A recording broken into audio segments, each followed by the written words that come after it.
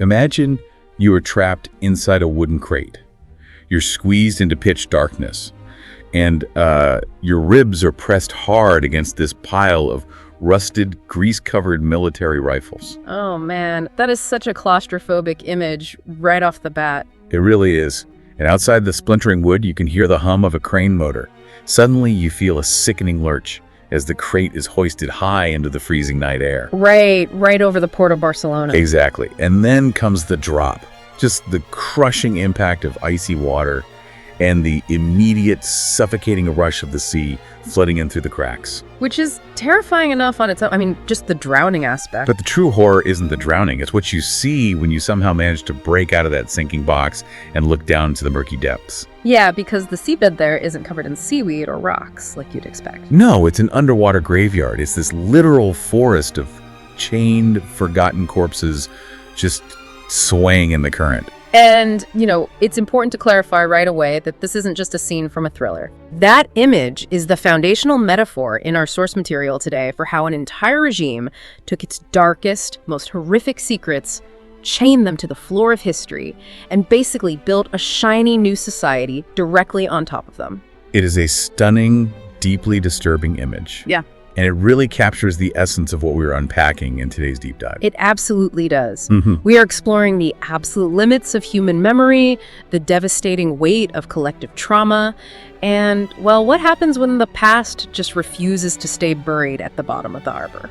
Welcome to the Deep Dive, everyone. We're taking a really comprehensive look today at a massive stack of source material. We've got detailed literary analyses, sweeping chapter breakdowns, and some really extensive audio excerpts. All of which center on Carlos Ruiz Zafón's epic masterpiece, The Labyrinth of the Spirits. Yes, and our mission today is to pull apart the architecture of this story. We want to understand how it functions not just as the grand finale to a sprawling literary saga, but as a profound mirror. A mirror reflecting how societies and individuals process grief, right? And the unreliability of our own memories. Exactly.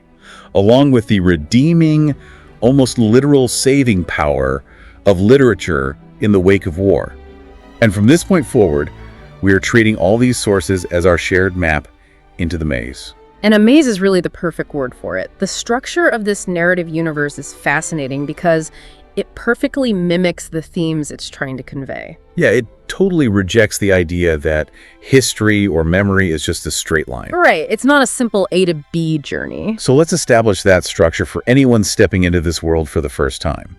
The Cemetery Forgotten book series, it doesn't operate like a standard chronological saga. No, not at all. Think of it less like a road and more like a massive ancient cathedral with 4 completely distinct entrances. Like you can walk through the north door, the south door, it really doesn't matter. Exactly. You can experience these narratives in different orders. But no matter which path you take, the architecture forces you to inevitably twist and turn until you arrive right at the center. And today, we are stepping straight into that central vault. This is the narrative that connects absolutely everything. But to understand the secrets locked inside that central vault, we have to start by examining the people who hold the keys. Right, the characters navigating this world, and the Barcelona we are stepping into is very much a post-war landscape. Yeah, the war is officially over, but the conflict has basically just internalized. The air is thick with fog, paranoia, hidden agendas. And the characters navigating this fog are, without exception, fundamentally broken. They are the broken guardians of this labyrinth. Yeah. And I want to start with the emotional nucleus of the entire saga, Daniel Sempere. Oh, Daniel. He's such a complex figure. He really is, because on paper, Daniel has kind of won the game of life. He survived his youth, he runs a beloved bookshop, he's a deeply devoted husband to his wife, Bea. And a loving father to his young son, Julian. Right. He projects this image of a man who has found complete peace. But the reality inside his own mind is a completely different story. The guy is utterly tormented. He is. Daniel represents a very specific, dangerous psychological response to unresolved trauma. Yeah, he's dealing with a childhood wound that just hasn't healed. It's calcified into a full-blown obsession. And the core of his agony is a void. He cannot remember the face of his deceased mother, Isabella. And for Daniel, that blank space in his memory isn't just sad. To him, it feels like a betrayal. He is desperate to fill it. And his subconscious is punishing him for that void. I mean, there is this recurring nightmare Daniel suffers from, and the imagery in the sources is terrifying. The library dream. It's so vivid. He finds himself wandering through an endless, impossible library. It's a city constructed entirely of all the books in the world, swirling up toward this colossal glass dome. And at the very center of this monumental structure is his mother, Isabella. But she's not alive. She's lying inert inside an open glass coffin, wearing this pristine white dress. Her skin is described as being as cold as marble. And then she opens her eyes, right? Yeah. And when she finally opens her eyes and speaks to him, the sound of her voice is so thunderous it physically lifts Daniel off the floor. She just demands, "You must tell the truth, Daniel." And then he wakes up in the pitch black, drenched in a cold sweat. That nightmare is essentially his subconscious staging an intervention. It's demanding a reckoning. It's powerful imagery. It is, and the glass coffin is such a potent symbol. I mean, you can see the truth, but you can't touch it. It's preserved, but it's dead. And Daniel is obsessed with shattering that glass. Exactly. He is willing to dig into the darkness, even when it actively threatens the beautiful, happy life he has painstakingly built with his wife and son. He's the archetype of the seeker who is entirely imprisoned by a past he cannot let go of. Which provides a really stark contrast to the man who acts as his mentor, his surrogate father figure, and his best friend, Fermín Romero de Torres. Oh, Fermín.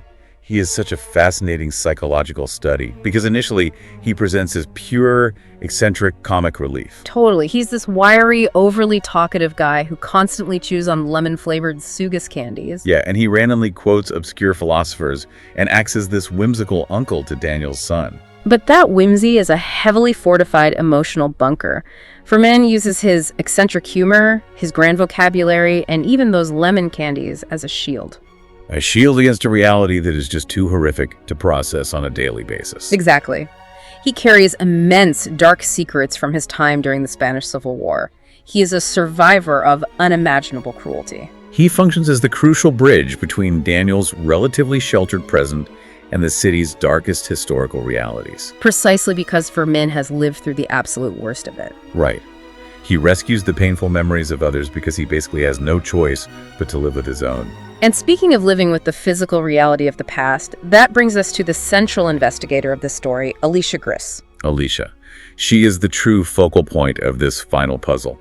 The descriptions of her paint this incredible picture of a classic noir detective who somehow wandered into a gothic fairy tale. Yeah, she is referred to as a cynical, fallen angel of mist.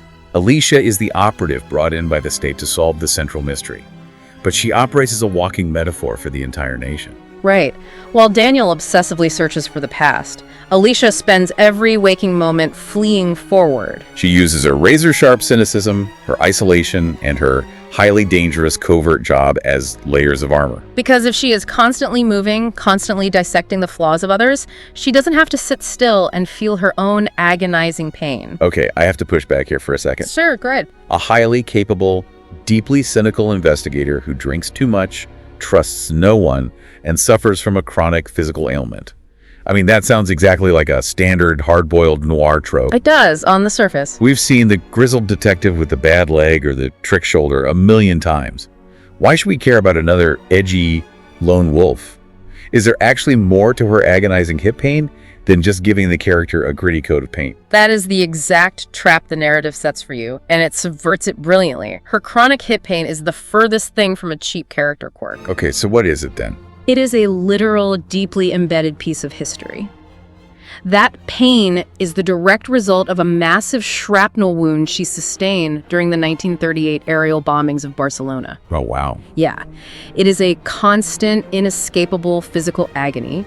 The author is taking the unhealed historical wounds of the entire Spanish nation and mapping them directly onto Alicia's physical body. That's incredibly dark. It is. Every single step she takes, every wince of pain, is a biological reminder of the destruction she survived. The war isn't an abstract concept for Alicia. It literally lives inside her skeletal structure. When you frame it like that, it changes everything about how she moves through the world. Her cynicism isn't a personality flaw, it's a pain management strategy. Exactly. So we have these deeply scarred guardians of the labyrinth, and the spark that finally ignites this powder keg of trauma happens right after Daniel's terrifying nightmare. Right, the nightmare about his mother in the glass coffin. He wakes up, His nerves are completely frayed, and he goes to check on his young son, Julian. And the boy is awake, and he tells Daniel that there is someone in his room. Which is terrifying. Daniel, operating on pure adrenaline and paranoia, just tears the room apart, searching for an intruder. But he doesn't find anyone, right? No intruder. Yeah. But under his son's mattress, he finds a hidden, forbidden object. And the nature of this object is what pulls the pin on the grenade for the whole story. It's a book. But not just any book from their shop. It's a completely black-covered book. There's no title on the cover. Just a very specific, unsettling, embossed image of a golden spiral that looks exactly like a descending staircase. Yes. And when Daniel opens it, the title page reveals it is Volume 7 of the Labyrinth of the Spirits. The story itself is called Ariadne and the Scarlet Prince. And the author listed is a man named Victor Matess. The discovery of this black book in the hands of a child is the ultimate catalyst. Daniel is just horrified. He immediately confronts Fermín, right, about how this book ended up under his son's mattress. And that confrontation breaks Fermín's resolve. The tension finally shatters his eccentric facade. Fueled by anxiety, probably nervously consuming those lemon sugus candies, Fermín realizes he can no longer protect Daniel from the truth. Right. So he initiates this late-night confession, revealing the long-buried secrets of his own past. And specifically, how he first met the cynical investigator, Alicia Gris. Yeah, he refers to her as his Alice in the Wonderland of Barcelona. And to understand what he means by that, the narrative violently rips us out of the foggy present. Then drops us right into the living hell of 1938. We are thrust into the brutal height of the Spanish Civil War. Now, I want to reiterate our neutrality rule here. The sources present these historical events through a specific narrative lens. We are just unpacking the story as it's written, exploring the author's world, not endorsing any political stances ourselves. Absolutely. We are analyzing the text and the intense psychological landscape it creates. And this sequence in 1938 is a masterclass in claustrophobic terror. It truly is. We find Fermín as a desperate stowaway on a merchant ship that has just docked in the port of Barcelona. He is hiding deep in the absolute darkest, most suffocating part of the ship's hold. He is literally sleeping inside a large wooden crate filled with old, grease-slicked, rusty rifles. Right. And his only companion in the dark is this small mouse. The sensory details used to build the tension here are incredible. You can feel the cramped space, smell the salt residue mixing with the metallic tang of gun oil and rust. He thinks he's made it. He thinks he's safe. But then the ship is boarded by the political police. And they are led by a man named Fumero. Fumero isn't your standard thuggish enforcer. The sources describe him as a sadistic psychopath. Yeah, he wears dark, round glasses, speaks in this soft, terrifyingly polite sing-song voice. And the worst part is, he already knows exactly where Fermín is hiding. Fumero represents the absolute cruelty and unchecked power of the regime's enforcers in this narrative. He doesn't just open the crate and arrest Fermín, that would be too simple. Right, he wants to inflict psychological torture. Exactly. Fumero walks right up to the crate, locates this tiny crack in the wood, and fires his pistol directly into it. Intentionally killing Fermín's little mouse companion. Yeah. The bullet literally grazes Fermín's face in the dark. Just horrible. And then Fumero taunts him, calling him a rat who belongs in a cage. And then comes the order that makes your blood run cold.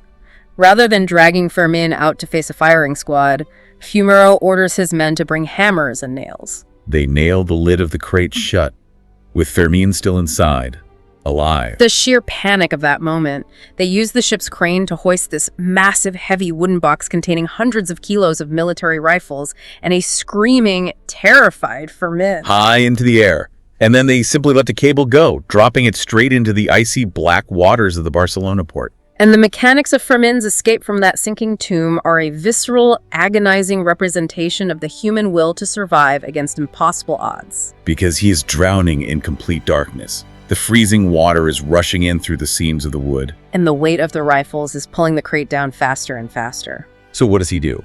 In a state of absolute blind panic, thrashing in the water, filling the box, Fermín grabs one of the rifles. Miraculously, he manages to find one that is still wrapped in a sealed, waterproof canvas bag. Which is incredibly lucky.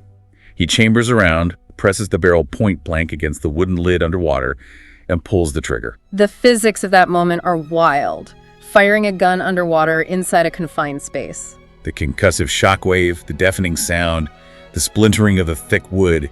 He literally shoots his way out of his own coffin. He squeezes his battered, bleeding body through the jagged hole, cutting himself to ribbons on the splintered wood. And begins to swim toward the faint, distorted moonlight on the surface.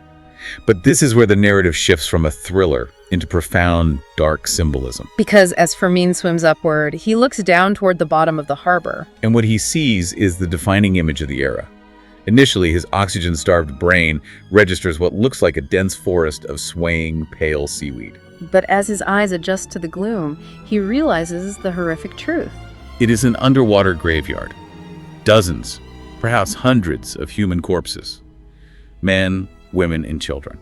They are handcuffed, their legs bound with wire, chained to heavy stones and blocks of cement. They are suspended in the murky current, swaying silently in the deep, eels slithering through the gaps between them. Hair fluttering wildly in the current, discarded suitcases half buried in the mud beneath their feet. It's an assembly line of murder hidden beneath the waves.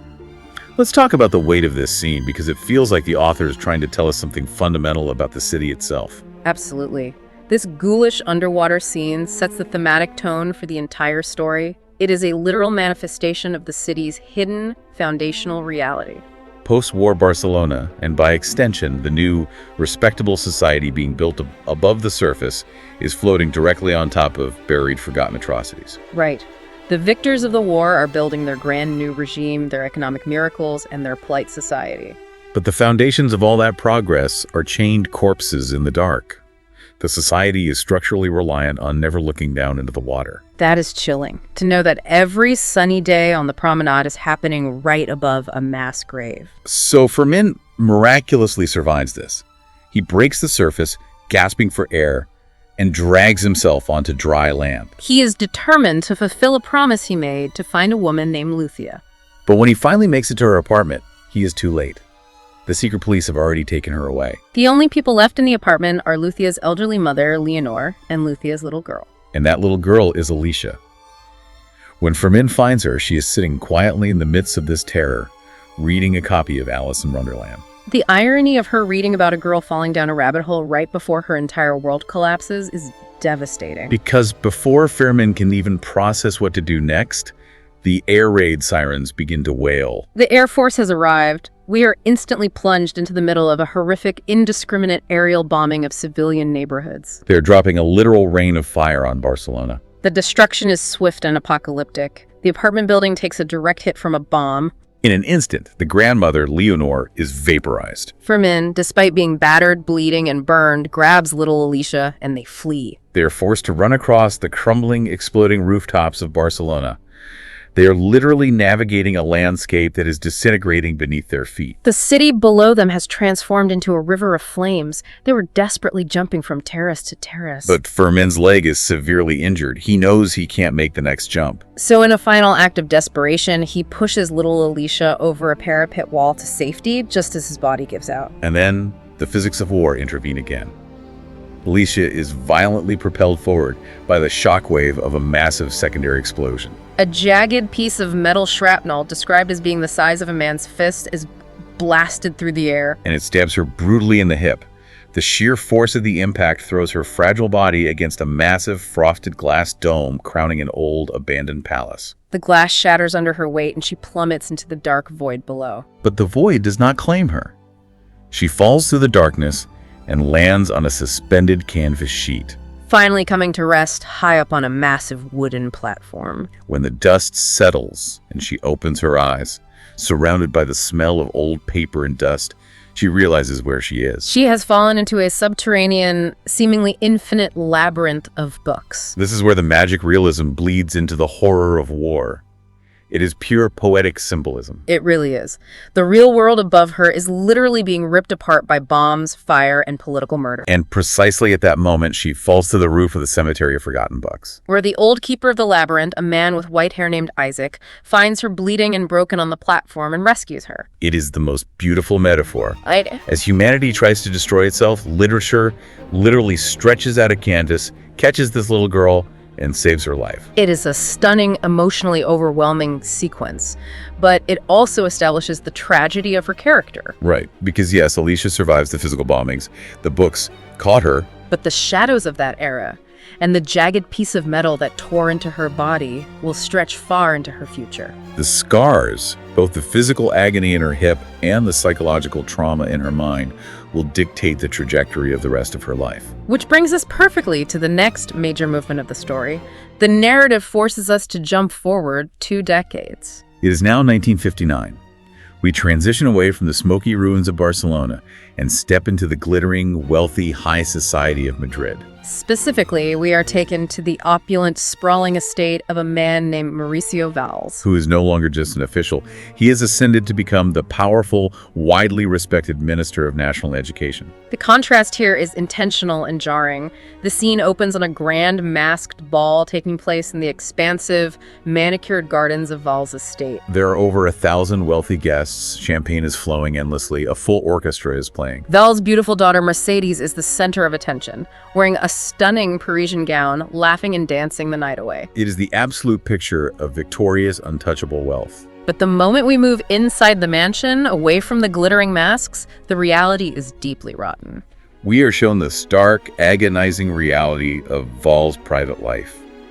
His wife, Elena, is not at the party. No, she's trapped in a darkened bedroom, her body twisted and ravaged by a severe degenerative disease that keeps her in constant, humiliating agony. And when Valls looks at her, she stares back with blazing eyes, filled with what can only be described as pure hatred. Her silence is an absolute condemnation of the man. And Valls himself is not the confident minister he portrays to the public. He is currently vibrating with terror. Right, because while high society dances and drinks in his garden, Valls is hiding in his secure office tower. He has just discovered a package left squarely in the middle of his pristine desk. His elite security detail swears absolutely no one breached the perimeter or entered the office. But when Valls opens the envelope, his blood runs cold. Inside is a black, titleless book. It is embossed with that exact same golden spiral we saw earlier, the descending staircase. Accompanying the book is a threatening note written on torn ledger paper. The note contains specific lists of numbers written in red ink. And a message stating clearly, your time is coming to an end. You have one last chance at the entrance to the labyrinth. This specific threat shatters Valls entirely. Driven by a blind, irrational panic that overrides all logic, the Minister of National Education hastily packs a small suitcase. He grabs his loyal chief bodyguard and completely vanishes into the misty dawn. He abandons his dying wife, his beloved daughter, his career, and his entire life, fleeing like a terrified rat. The sudden disappearance of a high-ranking cabinet minister is a crisis of the highest order. And this is what finally sets Alicia Gris into motion. Because it is 1959, and the little girl saved by the books is now a top-tier, highly secretive, and deathly cynical investigator working for the state's most shadowy intelligence apparatus. She is partnered with a veteran, world-weary cop named Vargas, and they are tasked with finding the missing minister before the public finds out. And their investigation very quickly centers on the one clue left behind, that black book sitting on Valls' desk. As we noted when Daniel found it, the book is Volume 7 of The Labyrinth of the Spirits, penned by Victor Mattei. Alicia's immediate challenge is to decipher what this book actually represents. Why would a powerful politician abandon his life over a novel? Right, because if you just read it on the surface, it's a children's fairy tale. Doesn't seem threatening at all. To piece together the truth about the author Mattei, Alicia conducts a series of interviews. She speaks to a veteran, highly cultured bookseller in Barcelona named Gustavo Barcelo. And a cynical journalist named Villajuana. They explain the plot of the book. It's about a young girl named Ariadna, who has to descend into a cursed, terrifying place called the City of Mirrors. Which is essentially a demonic, twisted reflection of Barcelona. Right, and she goes there in order to find her lost parents. But the journalist, Villajuana, strips away the fairy tale facade and reveals the tragic, historical reality. Victor Mattei wasn't just a whimsical author writing dark fantasy for children. He was a political prisoner, held in the infamous Montjuic Castle shortly after the end of the Civil War. When you know that context, the story changes entirely. The City of Mirrors isn't a fantasy realm. No, it is a direct reflection of the hellish, paranoid reality of the regime. The book was a desperate, heavily coded warning written for his own real-life daughter, whose name was actually Ariadna. He wrote it right before he was taken away by the guards and ultimately disappeared forever into the machinery of the state. Let me stop and connect the dots here, because the irony is staggering. Oh, it really is. Mauricio Valls is currently the Minister of Education and Culture. He is the man publicly lauded for elevating the nation's literary standing, giving speeches about the importance of art. And yet he's being hunted into exile by an obscure children's book written by a vanished political prisoner. What exactly was Valls doing back then? What is his direct connection to Victor Mattei? This is the moment the grand facade of the regime's cultural superiority completely crumbles. Valls wasn't always a cultured minister of education. In the brutal years immediately following the war, Valls was the director of the Montjuic military prison. The accounts describe him not as a brilliant mind, but as a talentless, deeply insecure hack. He was a man consumed by intellectual envy. He couldn't write, so he became a parasite. Exactly. Valls systematically tortured his prisoners, but he didn't just break their bodies. He stole their brilliance, their manuscripts, their ideas, and eventually their very lives. He preyed on imprisoned literary geniuses like Victor Mattei. And another legendary, tragic character in this series, David Martin. Valls literally built his entire prestigious literary and political empire on the plagiarized souls of the men he kept in cages. It is literal intellectual vampirism. He sucked the genius out of the people he was torturing and published it as his own, using their stolen brilliance to climb the political ladder. But as deeply horrific and ethically bankrupt as that is, Alicia's investigation is about to prove that stealing manuscripts was just a side hustle. Yeah, because as she digs into Valls' past at Montjuic, she uncovers a conspiracy so monstrous, so expansive, that it makes plagiarism look like a minor parking violation. As Alicia and Vargas dig deeper into the hidden archives, they start finding specific administrative ledgers. They discover lists of numbers that systematically link post-war birth certificates directly to death certificates of political prisoners. They slowly realize that Valls wasn't just running a brutal prison and stealing books. He was the primary architect of a massive, highly lucrative human trafficking ring. The conspiracy of the stolen children. We need to walk through exactly how this operated because the sheer scale and cold bureaucratic calculation of it is mind-boggling. It requires so many moving parts. It was an incredibly sophisticated, highly organized system of state-sponsored kidnapping. Valls would specifically target political prisoners, people deemed subversives or enemies of the state who happened to have young children or who gave birth in prison. First, he would execute the parents. Then, utilizing the power of the state apparatus, he would forge official death certificates for those children, effectively erasing them from existence. Once the children were legally dead, he would immediately issue entirely fake birth certificates, assigning them new identities. Finally, he would sell these newly orphaned children to wealthy, compliant families who were fiercely loyal to the regime. He murdered his enemies, erased their children's identities, and sold those children to his political allies. And the investigation reveals a twist regarding Valls' own family that is just emotionally devastating. Think back to that glittering masked ball we talked about earlier. Valls' beloved daughter, Mercedes, the one wearing the Parisian gown. The girl he clearly adores more than anything in the world. She isn't his biological daughter. She, along with another woman named Victoria, who happens to be the wife of a powerful banker named Sanchez, the very man who is currently orchestrating the kidnapping and revenge against Valls. Right. They are both actually the stolen daughters of the imprisoned author, Victor Mattei. Let's pause and really consider the insidious psychological brilliance of Valls' crime. This wasn't just about making money or eliminating political enemies. By making the wealthiest, most powerful families in Madrid the adoptive parents of these stolen children, Valls fundamentally made them complicit in his crimes. Think about it. These families couldn't ever expose Valls' prison abuses without simultaneously exposing the fraudulent foundations of their own families. If Valls goes down, they lose the children they have raised and loved. They had to protect Valls in order to protect themselves. It was an ultimate insurance policy built entirely on stolen lives and forced complicity. It is the architecture of pure evil. He trapped everyone in a web of guilt. Oh wait, let's examine the players involved in taking Valls down. You mentioned the banker, Sanchez. He's the one who orchestrates Valls' disappearance. Right. Sanchez uses a hardened criminal named Salgado as bait. He sends the black book to the desk, and he kidnaps the powerful minister to avenge this massive conspiracy. So are we looking at Sanchez as the dark knight of this story?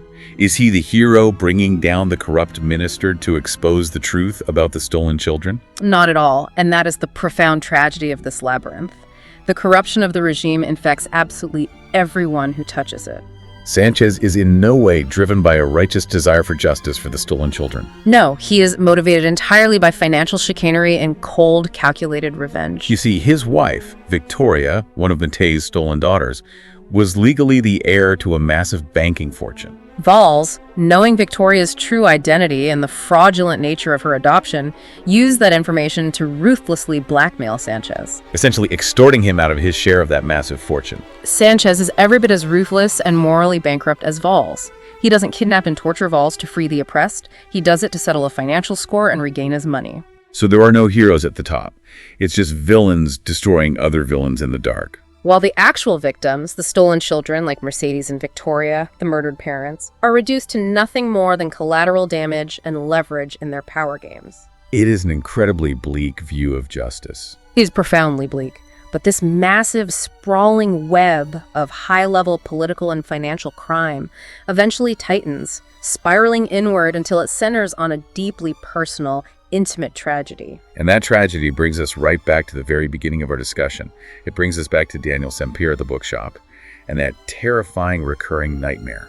The nightmare of his mother demanding the truth from inside the glass coffin. Because during her exhaustive investigation into Valls' past at Montjuic, Alicia Gris uncovers a hidden artifact. She finds a notebook that once belonged to Isabella, Daniel's mother. And the contents of this single notebook possess the power to completely rewrite Daniel's entire understanding of his own existence. The notebook acts as the final key to the central vault.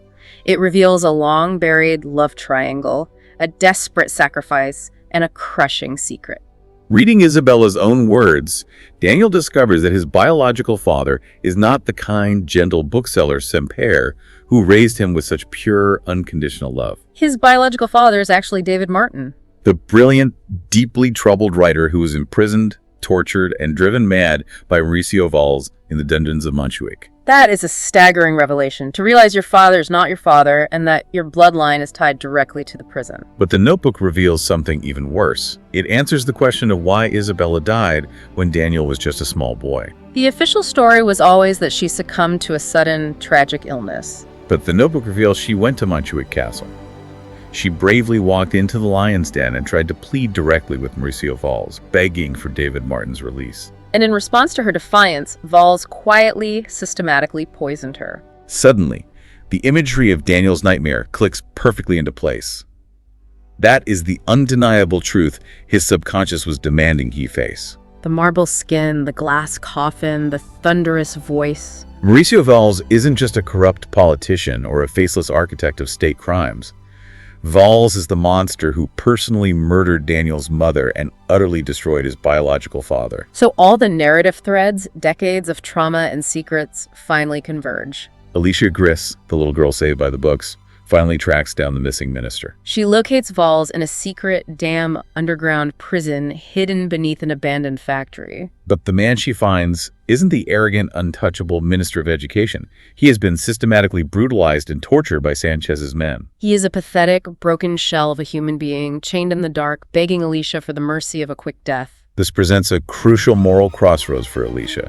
She represents the law, however flawed it is. She could try to save him, drag him back to face official justice, and expose the conspiracy. Or she could execute him right there in the dark and be the instrument of vengeance for all the lives he destroyed. Instead, she chooses a much more difficult path. She looks at the pathetic man who caused so much generational pain, and she simply turns her back. She leaves him chained in the dark to face his fate alone. She refuses to be his savior, and she refuses to be his executioner. She severs her connection to him entirely. And Daniel faces his own, even more agonizing crossroads. He now possesses Isabella's notebook. He has the absolute undeniable written proof of Valls' crimes. He finally has the definitive target for the rage that has consumed him his entire life. He has the motive, and he has the means to seek ultimate vengeance. So what does he do when he is finally holding the truth he spent his life searching for? He makes the hardest, most profound choice of all. Daniel looks at the notebook and he looks at the cycle of blood and obsession that destroyed his biological father, murdered his mother, and ruined so many lives. He realizes that if he lets this vengeance consume him, he is just stepping into the exact same labyrinth of violence. He would be letting Valls win from beyond the grave. So Daniel makes an active choice to embrace the love of the man who raised him. the pure, untainted love of the bookseller Sempere. He chooses his wife, he chooses his son. He walks over to the fireplace, and he tosses Isabella's notebook into the flames. He literally burns the evidence, watching the past turn to ash in order to finally break the cycle of pain. It is a stunning act of emotional liberation. He lets the past die so that his future can actually live. And right after that deeply personal resolution, the narrative provides us with this incredible structural revelation. We learn that Julian Carax, the elusive author figure who exists within the universe of the story, has actually been the one mapping out how all 4 novels in the series interconnect. He shows us that the massive, chaotic story we've been tracking for thousands of pages isn't just a random sequence of tragic events. It is a meticulously constructed architecture of memory. Every thread was designed to hold the others up. Which perfectly sets the stage for a truly beautiful, cathartic epilogue. The narrative jumps all the way forward to the year 1992. The fog of the dictatorship is lifted. Barcelona is bathed in light, hosting the Summer Olympics. Fireworks are exploding over the city, signaling its joyous rebirth and its integration onto the global stage. And amidst this celebration, we see Daniel's son, Julian, who is now a grown man, an author himself. He is walking through the streets of Barcelona, holding the hand of his own 10-year-old daughter. Her name, beautifully and fittingly, is Alicia. Such a perfect tribute to the woman who carried the weight of the city's scars so they wouldn't have to. Exactly. And Julian takes little Alicia down through the winding streets, opens the heavy doors, and leads her into the cemetery of forgotten books. It is the ultimate passing of the torch. This new generation is finally free from the immediate, visceral horrors of the Civil War and the oppressive silence of the dictatorship. Yet, by entering the cemetery, they are actively accepting the solemn task of preserving its memory. They are remembering the past without being held hostage by it. It is such a powerful synthesis of the entire saga. So, taking all of this in, what does this massive journey actually mean for us? Let's bring this all the way home. We started this deep dive by talking about the nature of human memory, comparing it to a chaotic, shadowy labyrinth where secrets refuse to stay dead. In the context of everything we've discussed, from the underwater graveyard to the stolen children to the burning of the notebook, how does the Cemetery of Forgotten Books function as the ultimate metaphor here? The cemetery is far more than just a cool setting or a hidden library of dusty tomes in a fantasy version of Barcelona. It represents the ultimate, indestructible mechanism of resistance against oppressive regimes and the corrosive nature of time. Regimes like the one Mauricio Valls served try to rewrite history by force. They erase inconvenient people, they forge death certificates. They steal children and reassign their identities, they lock away truth tellers, and they burn books. They attempt to enforce a clean, single, absolute version of reality that serves their power. But the cemetery is the one place where that forced reality shatters. It is the sanctuary where truth cannot be destroyed. Every forgotten story, every silenced voice, every coded warning like Mate's fairy tale is preserved there in the dark. It patiently waits for someone, even decades later, to wander in and find it. It is a monument to the absolute resilience of human memory. You can kill the author, but you cannot kill the story. That is a beautiful way to understand it. And here is where it gets incredibly personal for everyone listening to this right now. The brilliant thing about this story is that it argues the cemetery isn't just a physical place hidden behind a heavy wooden door in Spain. The true revelation is that every single person carries a cemetery of forgotten books inside them. Precisely. It is the hidden mental architecture of our own minds. It's the neat vault where we bury our own personal traumas, the passions we abandoned because they were too impractical. The secrets we are too afraid to confess, even to ourselves. And the suppressed memories we desperately try to convince ourselves we've moved past. But just like in the novel, those things don't ever truly disappear. They don't just evaporate. They sit on the dusty, labyrinthine shelves of our subconscious. They sit in the dark, patiently waiting for years, sometimes decades, for the right key, the right scent, or the right trigger to unlock them and bring them rushing back into the light. So, as we wrap up this journey through the labyrinth, I want to leave you with a final, provocative thought to carry with you. Take a moment to think about your own internal architecture.